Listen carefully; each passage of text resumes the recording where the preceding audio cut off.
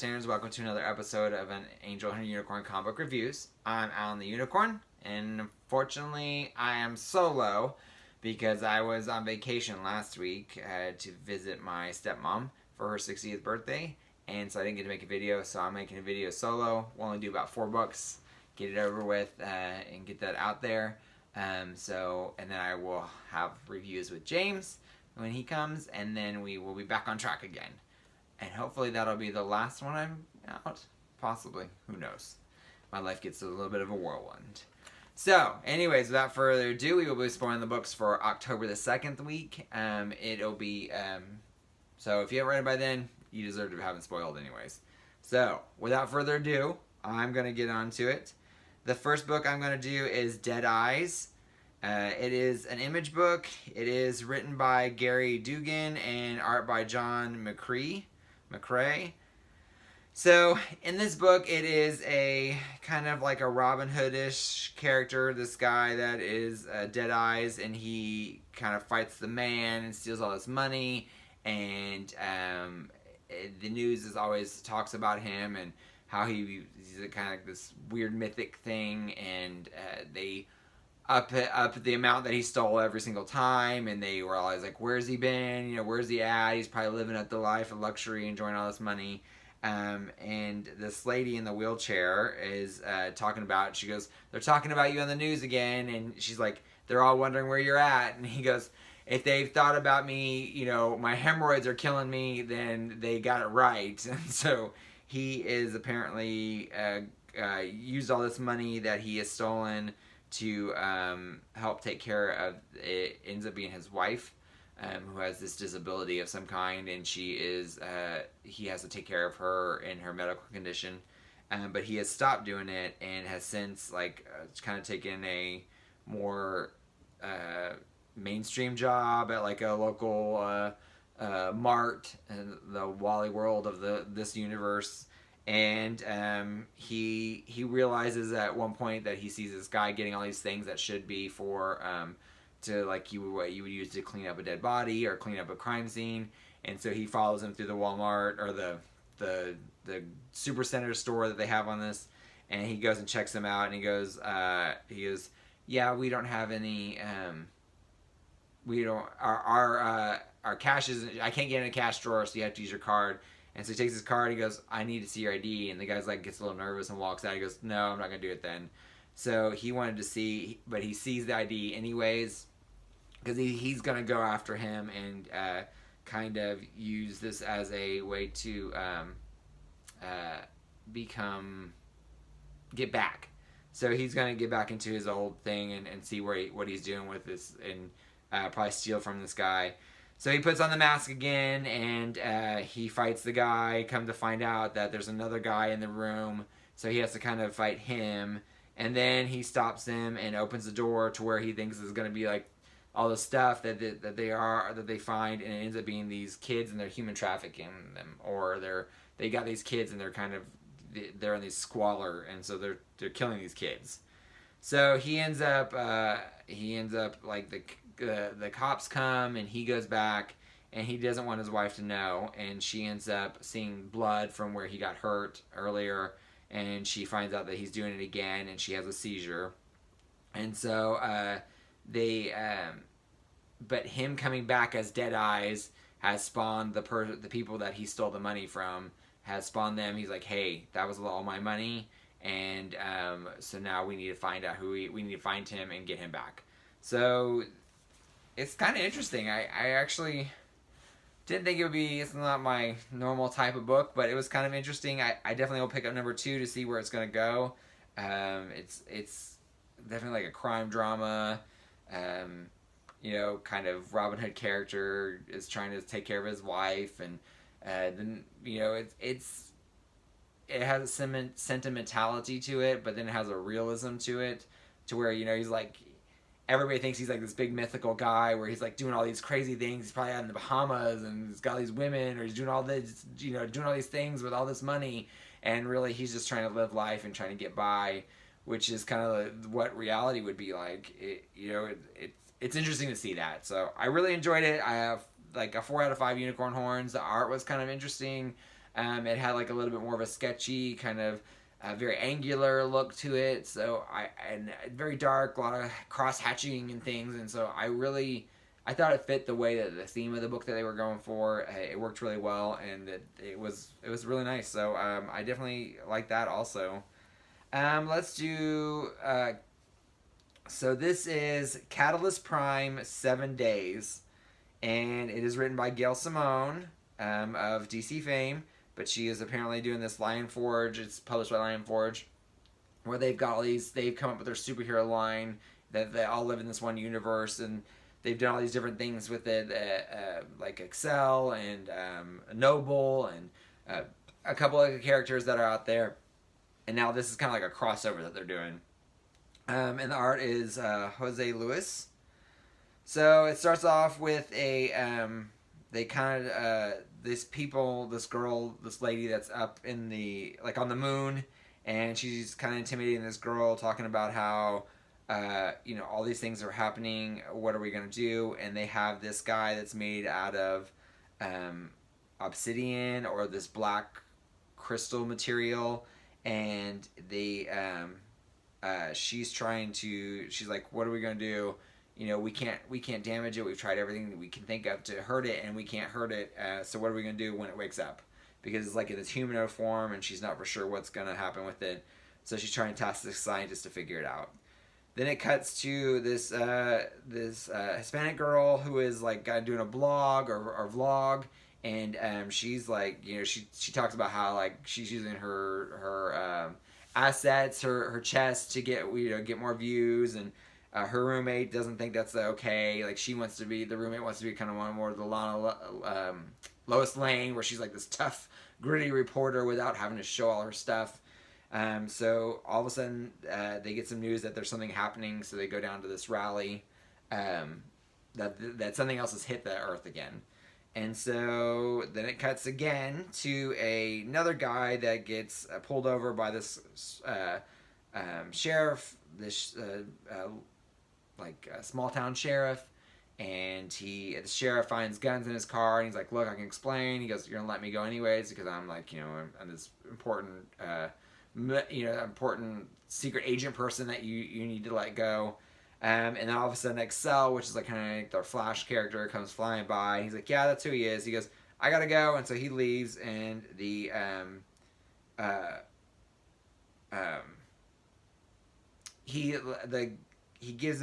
handcuffs him, so the sheriff like takes him away. Then it cuts again to the Noble character, which is kind of like I'm not even for sure. Like he's got some telekinetic powers that are. He was the astronaut, and he came back with these weird powers. So he has a girl or a wife or girlfriend, and he's carrying her, and she's kind of like a secret agent. Like she can, she's a tough fighter, strong person, strong female character. And then when they get to this impact zone, there's another character, a female, that is like she's got power blasts. So now it's the kind of the Flash character, a Captain Marvel-esque character, and then this Noble guy that is supposed to be almost like a Captain America, but with telekinesis, I guess. So they go up to this thing that's hit the planet, which ends up being this obsidian-looking humanoid creature. And Excel touches it, and when he does, it like cuts him. And he's like, "Well, how does it cut him, or how does it cut me? Like it's smooth, like it doesn't have anything in it." So they cut back to the scientists, where they find out that they have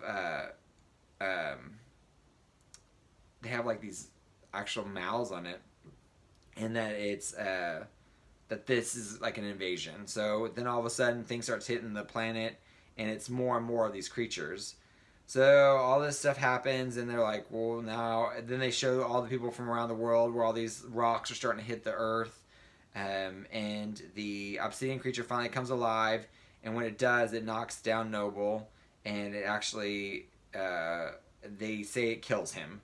So that is the first day that all this stuff happens. So now they're being invaded, and this invasion people, these black obsidian creature aliens, are saying that they're going to rule the world, and if you don't get in line, they're going to kill everybody. So that's kind of where they're at. So of course the superheroes are going to fight back.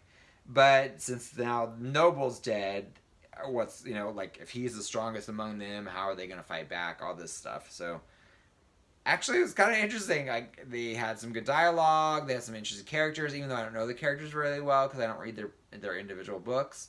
They still do a good job of kind of introducing them, what they can do, and a little bit of their backstory.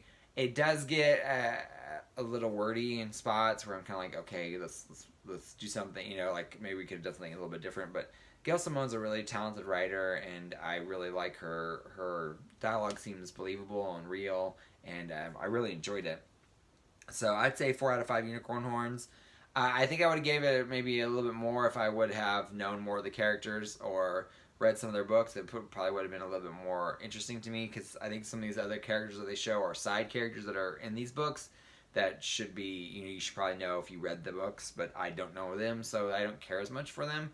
So I think you would probably have a little bit more weight if you were reading this universe already. But still, it's kind of interesting. I want to see what they're gonna do with it. I'm curious to see how they're gonna, like if they're gonna kill off like a bunch of their main characters, or if they're just gonna like kill off the one and then or bring him back. I don't know. But anyways, it was pretty interesting. I enjoyed it. So if you're a superhero book, probably it's probably a fun one to jump on board and see what you think. The third one I'm going to do is Grendel from Dark Horse Comics. It is written by Matt Wagner, and art was also by Matt Wagner. So I think Matt Wagner was the guy that did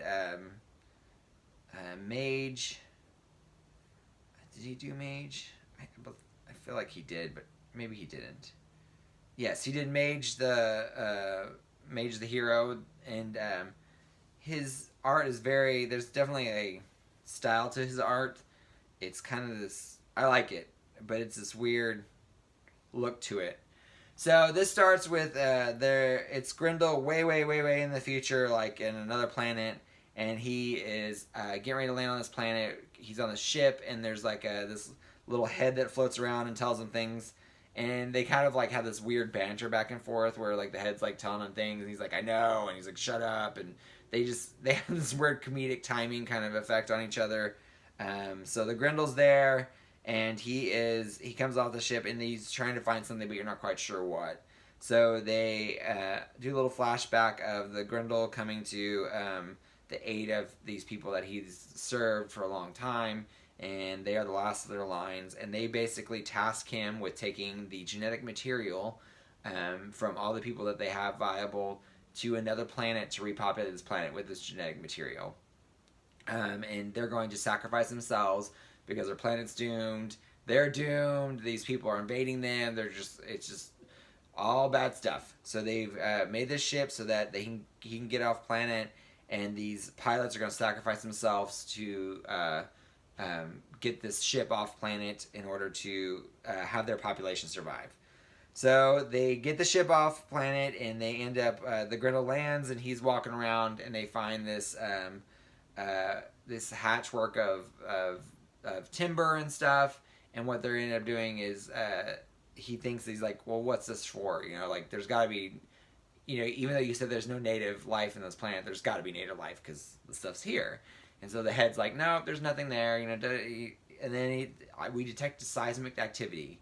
All of a sudden, this big giant bug creature comes out, and Grendel's like, got this. I'm gonna do my business.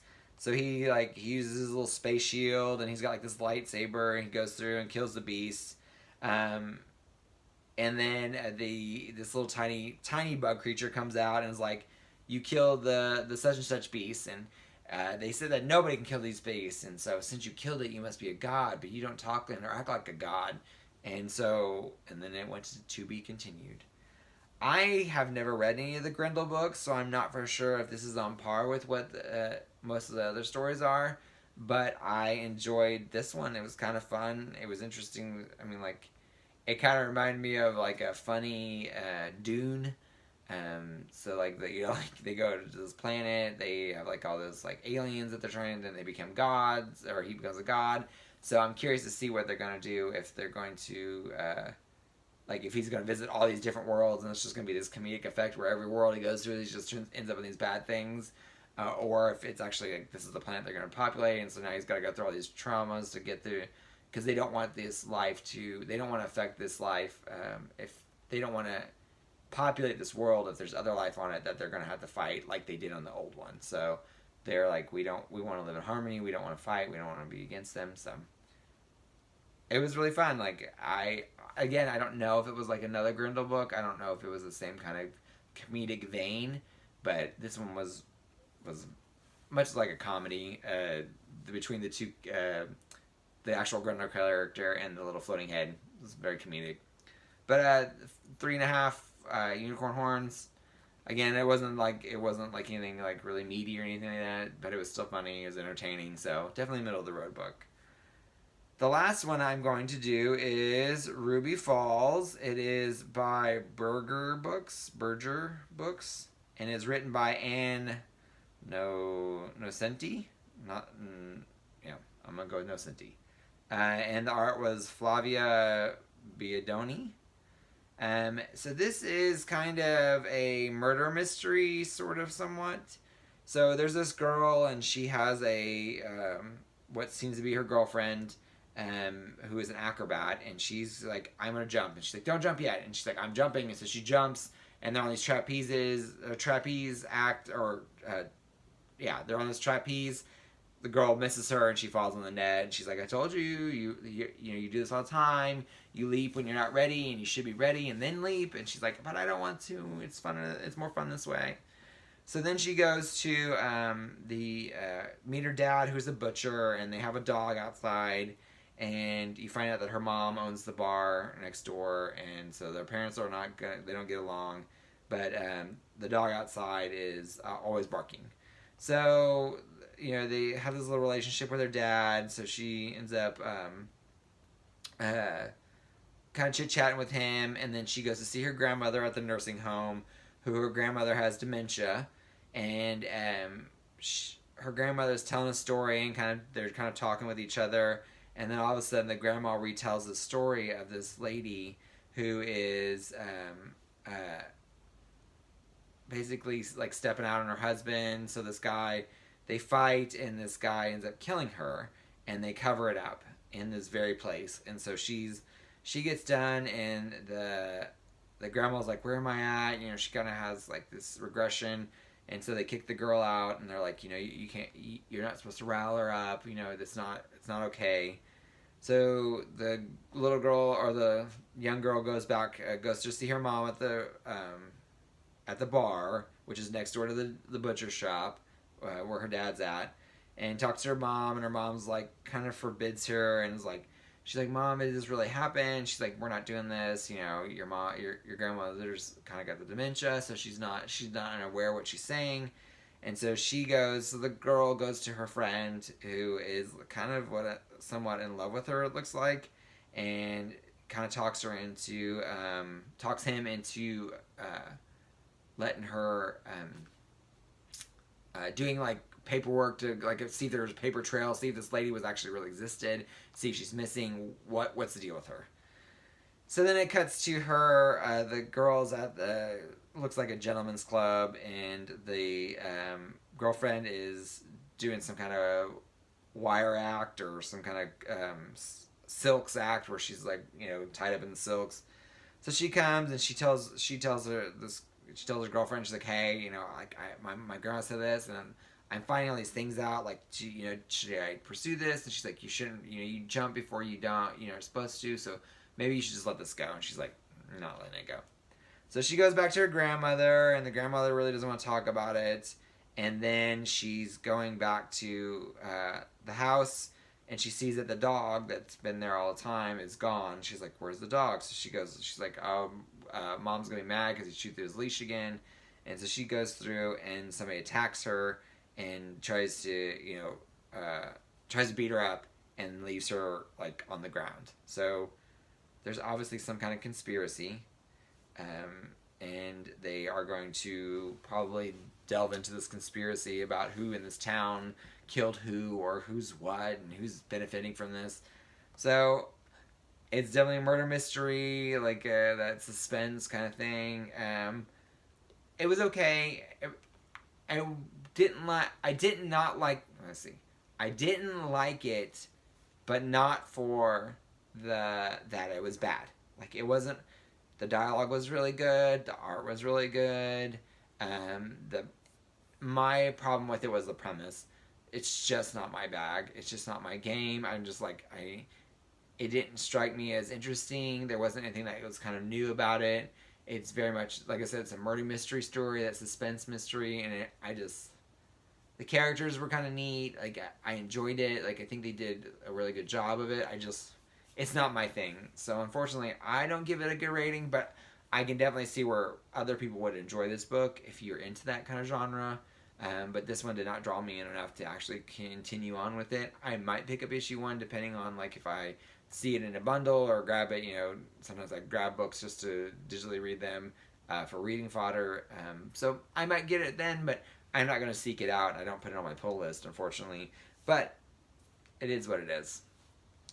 So for last week, I read a lot of different weird stuff. I was traveling, so I downloaded a lot of weird stuff. But some of the things that I've continued on with is No One Left to Fight, where it's I think it's Dark Horse, but it's kind of this manga-esque Street Fighter guy, and they've kind of alluded that he has some kind of mystery to him, but he doesn't fight anymore, and they end up going to see their friends, which they live in this, like, kind of like fantasy realm where he uses this mist to hide them from the real world, the regular world, so that they can have privacy. And they, chit chat, and then this big bad comes in, and so they're gonna try to fight this big bad. I really like this book. I like the characters. It's fun. The art's really, like, manga-esque and cartoony. Like, everybody's got these big bulbous, like, biceps and these huge, like, the girl has a robotic arm. She's got this big hair, and she's super colorful, like all these yellows and greens and pinks and blues, and they're just, like, fluorescent, and then they have these weird, like, creatures, and so I really like this. Like, it's definitely a caricature of itself sometimes in some of the parts, but I like it. It's fun. So I give it a 4 out of 5 unicorn horns. No, actually, I'd probably give it probably 5, because I really, like I said, I really enjoy it. The dialogue's kind of fun. The little mystery that's in there is entertaining. So yeah, I liked it. Berserker Unbound number 3. This book's just so slow. Again, not that it's not well written, not that the story's bad, not that the art's bad, because it's all good. It's just, it's slow. It doesn't go places in, like, it. I mean, we're on the 3rd book and they haven't done anything with it. Like, it's just, this is boring. In here, they kind of have a little something, like, these guys try to stop the homeless guy. They kind of come trash his place and try to steal some of his stuff, and the Berserker stops them, but it's not, I mean, and then at the end, like, they have a wizard, like, the evil wizard invades the world and the real world, but it's still slow. It's so slow. There's, like, they could do so much more with it, and it just doesn't go there. So I hope that the next few books will be better or pick up a little bit, but as of right now, it's not. It's slowly going down. So I'd say probably 3 out of 5 unicorn horns. I have hope, but it's quickly dwindling. Dark Ark After the Flood. So there's this dark sorcerer. He has a daughter that's, like, a bad guy, and things happen, and the art's horrible. The story is weird. It's okay. I don't even know if it's okay. I just didn't enjoy it. I didn't get into it. The art was very simplistic. I couldn't tell some of the characters. Like, they all look the same. All the girls look the same. The only reason I could tell the bad guy is because he had, like, this big giant beard, so I'm not for sure. But I don't know. I didn't enjoy it. I'd say 1 out of 5 unicorn horns. Let's see what else. Black Terror. I don't know if that came out recently or not. But Black Terror number 1. It was okay. It's actually kind of interesting. They try to revitalize these old characters that have come into they've lost their patent and are now like in anybody can use them.